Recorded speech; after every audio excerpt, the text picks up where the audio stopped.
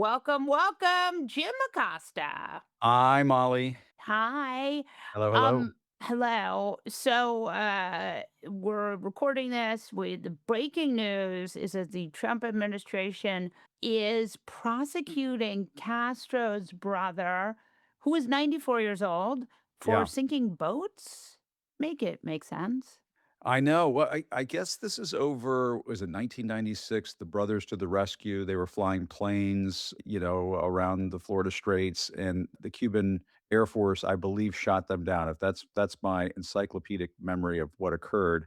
I mean, just it seems to be kind of a precursor and a pretext for an invasion or military attempted takeover of the island, is what it looks Right. like to me.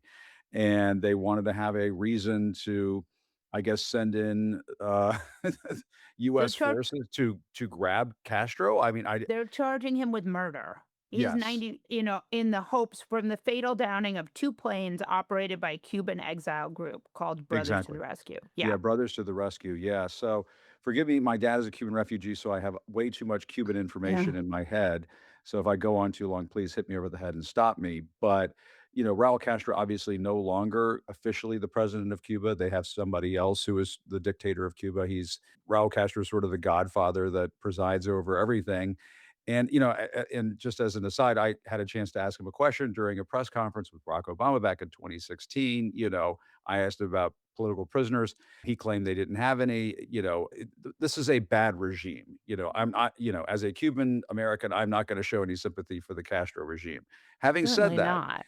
the question that I ask, and I think Ben Rhodes and other smart people have asked this, is that are we going to bomb Cuba? Is that what they're talking? Is that what Marco Rubio and Donald Trump want to do? They're going to bomb a country that's 90 miles off of our shores and grab Raul Castro and I guess parts of his government and bring them to the US. That's what, and they think that's going to work out okay. I saw just the other day the former defense secretary Robert Gates warn that this could create a humanitarian crisis where you could see Cubans taking to the seas to try to flee the island because the island will probably descend into some sort of chaos. And Right. folks need to understand this is a country of like 9 million people. It's about the size of Florida. And, 90 miles off of our coast, that could create a huge humanitarian crisis that would then come to South Florida. I mean, this happened with the Mariel boat lift Yeah. in the early 1980s. I could go on and on like this. So this is a huge this people aren't paying attention to this, but this could be a massive roll of the dice for Donald Trump. And of course, he's sort of in fuck it mode. And he's just letting it rip these days. Slush funds, ballrooms, whatever. And this may be part of it. So I think what's so interesting, besides the fact that Donald Trump ran on no more foreign wars and now is just cannot stop, right? I mean, Venezuela, we're still in the middle of a war with the Iranians, Exactly. where it seems like the best case scenario is that they open up the straits, which they've closed, and charge everyone a toll. I mean, Yeah. it's not even clear to me what there's another scenario that even looks possible. The Iranians are asking for reparations. So we're in one war. We still have the Venezuelan president and his wife in a New York jail Yeah. waiting to be put on trial for being a drug dealer. We are like wandering into every international crisis. And now Trump is like, Cuba, let's go. Well, and that's the thing is that, and with Iran, that's destabilizing a region, a part of the world that is thousands of miles away. Yeah. This would be destabilizing our own region, destabilizing our own hemisphere, destabilizing an area that is right off of our coasts, and potentially sending people, by the tens of thousands, maybe hundreds of thousands, streaming into South Florida. And so, this obviously has not been thought through. My guess is that Marco Rubio, as part of the deal to become Secretary of State, probably said, "Well, I would like to take out the Castros and take Yes. over Cuba." Yes. That's my guess. He's an anti-Castro hawk from Miami, and that is my guess. If I were to put money down on one of those betting markets, I would bet that that was offered to him and that this is what is now unfolding before our eyes. But as you and I were talking about this before we got started, presidents, not just JFK, other presidents going back decades, generations, have had massive problems trying to intervene in the affairs of Cuba, and so Donald Trump will just be the next one in line. Right. And Yeah. and I think it's worth pulling back here for to think about like when America has gone to war, they've historically had refugees. They've either welcomed them or with Iraq, we took a lot of the Yes. translators. Now the Trump administration has tried to walk that back. We have There always been a country that was willing to take immigrants, that wanted immigrants, and especially if we were doing wars there and displacing numbers of people. I am s- I'm concerned that this administration doesn't understand that part of the Right, I equation. mean, this is an anti-refugee, anti-asylum administration. My dad came over, 3 weeks before the Cuban Missile Crisis in 1962 as a refugee of Cuba, was given refugee status, and, I mean, are they gonna do that for all the Cubans who would be coming to our shores? My guess is that I guess they'd have to do that. I don't know what you would do. Would you just leave them out in the sea to drown? I don't know.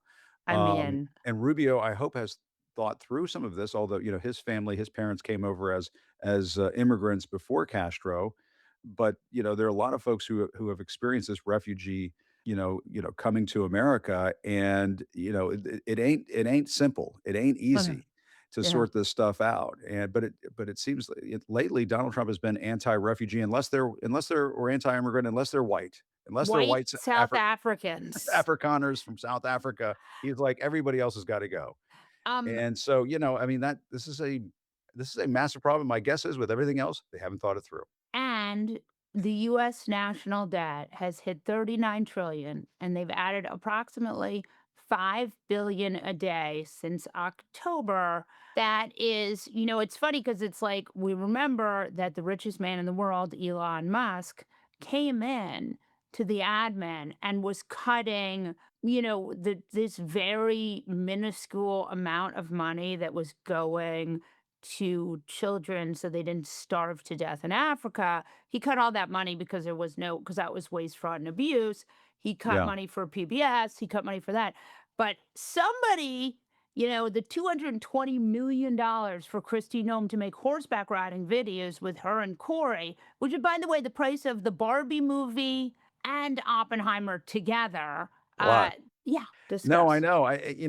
It's kind of incredible right now, and I saw with the ballroom, which Trump wants the taxpayers to cough $1 billion for, just for the Yes. security part of it. Have you seen that he's been saying that there's gonna be a drone port on the Oh, roof of excellent. of the new ballroom or of the White House. He's been saying there's gonna and I'm not I'm for folks who are like, "What is Jim talking about?" This is I wish folks would start reporting on this because he has been talking about how we're going to have a Yeah. quote unquote "drone port." Those are the words he is using. Yeah. It's just No, it's he's another when sign. he gets going, Yeah. he seems insane. Like if He's you yes. watch the videos of him standing in front of the ballroom being like, and we're gonna have this, and when it's quoted, you think this is insane, but when you listen to him, this is insane. And that's a very good point. I'm not sure which sounds crazier, the spoken word or the written word. If you read the transcript of what he's saying, it actually looks quite insane. It Yeah, reads as it's quite true. nutty and bananas. But when you hear it, somehow the spoken word is even more crazy sounding. So I just don't know. Yes. It's kind of a mystery. And I would add that when you look at his True Social, I mean, Donald Trump really benefits from the fact that no one is on True Social.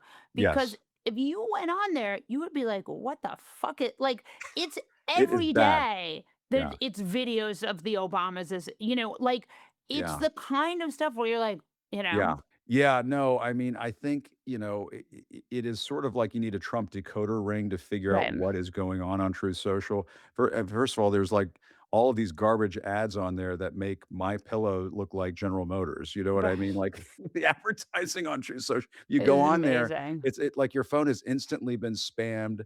There's probably Chinese hackers that you've Yeah, downloaded into your phone. for You're sure. gonna have to throw that phone away if you look at Truth Social. And then you just scroll through what he's been putting on there, and I love there are these stories that have been out there lately, I'm sure you've seen them, Molly, where, like, they're sort of, like, trying to paper over the nuttiness of his Truth Social account because he's just probably posting all of this crazy Oh, crap himself, but they're nuts. trying to say, Yeah, "Well, he's got these 2 aides that work with right. him and The human composed printer, post." Natalie Harp. The human printer, Natalie Harp and Stephen Chung, he's, another one of those winners over there. And none of it makes any sense. So yesterday, Donald Trump did this 1776, a Oh, boy. million and seven, 1.766, 776. Yeah. yeah, slush fund from our tax dollars to pay Michael Caputo Yeah. and everyone else who feels they've been harmed by being prosecuted for doing things that were they got arrested Yeah. for. Do I get And any of this money since he forced me out of CNN? Could I I mean, ask I for a think check? you do. I think you do. And I also might add that This might work out. my favorite part of the whole thing, talk about Todd Blanche getting just trying to audition. Todd Blanche is auditioning for Pam Bondi's job and he will Yeah. do anything. So He's he more makes thirsty than a guy with an OnlyFans account. He's, like, ex- so thirsty. It's and he disturbing. makes a he decides that he's going to make it so that the Trump and his sons can never be audited ever again. So here's Yeah. my question. Yeah. Can Tiffany be audited? Can Ivanka be audited? Barron? Barron, Can what Little Barron? sons? Right. Does little Yeah. Barron get, is it just if you have the last name Trump, you will never be audited by the IRS ever again? I think this is another one of those things where, a sharp Democratic contender for the nomination would say, this is another one of those things we're going to tear down. I mean, if Donald Trump can take this maximalist approach to the presidency and say, we're waving a magic wand and now you can't come after me for all of my crypto shit that I don't want to pay taxes on, then, then why can't the next president of the United States say, no, no, no, never mind. We're just ripping that up like Nancy Pelosi ripping up the speech. And Yeah. now we're going to prosecute your ass. I think Yeah. that's what has to happen. I mean, it just seems to me we're living in a Putin-style kleptocracy. Oh, This is a yeah. thugocracy, and this is just exhibit A or whatever it is, 1776, A.1776 of all of that. And, Oh, you know, yeah. I mean, the cops, the January 6 cops, thank goodness, are lining up to sue the government over this. But this is, I mean, when Michael Caputo, who was a Trump lackey from the beginning days of the 2016 campaign and so on, is pissed over the Crossfire Hurricane investigation, and because of that, he's gonna sue for some of it, or he's gonna ask for some of that money as part of that fund. I mean, it just kinda shows you where this whole thing is going. It's Yeah. totally ridiculous. It's totally, completely ridiculous. Yeah, Now, that said, Donald Trump is more emboldened than ever. And yeah, part of the reason why is that he has now gotten rid of. Now, let's talk about Thomas. He got rid of Bill Cassidy. And that is probably because, he lost Louisiana went from an open primary to a closed primary. yeah. Cassidy is gone. But I have a question about Massey, which is, do, if Massey ran as an independent, do you think he has any shot to win, or is it just so red that there's no way? My sense of it is that that district is so red that he's kind of toast. He's done. Yeah, I mean, if he wants to get his revenge, now is the time for him to change his party affiliation to Democrat yeah, yeah, and make them scared as shit, that yeah, Donald Trump's gonna lose that majority in the House. And my guess is that he's probably not gonna do that. He may wanna just try to salvage maybe a K Street job or something along those lines in DC. But, I mean, to me, the Cassidy the story of Bill Cassidy is much more, I think, of a cautionary tale in our hmm time because, hmm Bill Cassidy was the profile in courage. He voted to convict Donald Trump after January 6th. That's right. If other Republicans had followed his lead, maybe we would not have a Donald Trump right now as president of the United States, which would have been the right thing to do. Yeah, And instead, he learned the wrong lesson from that whole exercise, and he thought, "Well, now I've gotta get good back in the good graces of the wannabe dictator," and look what happened. Look how it all ended up. It ended up with you, Bill Cassidy, losing your Senate seat. yeah, How do you like them apples? He voted along the way for RFK Jr. as HHS secretary, despite the fact that Bill Cassidy is a doctor. yeah, So, I'm sorry, and that's one of the circumstances where you kinda, as my mother used to say, "You make your bed, you lie in it." yeah, Thomas Massey, I just my sense of it is that, we're all gonna have to, I think applaud Thomas Massey to some extent because, he is the guy along with, Ro Khanna who forced the government to release the Epstein files. And, maybe he needs to go to the House floor and start naming names or reading part of the Right. files. I I don't know. mean, Yeah, so I would just say 2 things about Thomas Massey. yeah, 2 things can be true. 1, yeah, Thomas Massey did a really good job with the Epstein files, and that was great. yeah, 2 and 2, they spent AIPAC spent $7 million to loo for so that Massey would lose that seat. yeah. And also, we don't know, like with Rand Paul, we don't know what percentage of Massey's anti-interventionism is connected to anti-Semitism. We just don't. Well, there was a Right. little hint of that in his remarks Yeah. last night, which I thought Yeah. were kind of disturbing. So, Yeah. I mean, You know, Thomas Massey also, I think, isn't he the one that had the holiday Christmas card with, his whole family I carrying AR-15s or something like that? I mean, I don't know, but, he it's was a these people yeah, are in some ways, they have really lost the plot in many yeah, ways, and the Republican Party is kind of a disaster. So, yeah. well, I do he was the only Republican who stood up to Trump, Right. basically, No, and we and should we should say, like, celebrate that. right, Donald Trump promised to release the Epstein files, and then a lot of other Republicans said, "Yeah, let's release the Epstein files." And then they got into office, Trump got into office and said, "Hey, wait a minute, I don't wanna release the Epstein Right, files." Why exactly. is Just that? kidding. Yeah. Gosh, are we ever gonna Yeah. solve that Scooby-Doo mystery? It sure would be a lot of fun to get to the bottom of that. And Thomas Massey is a casualty of that. I mean, to me, that is the overarching story in all this. Yes, the AIPAC thing is part of this. Yes, the Iran war is part of this. But this is about Donald Trump covering up the Epstein files.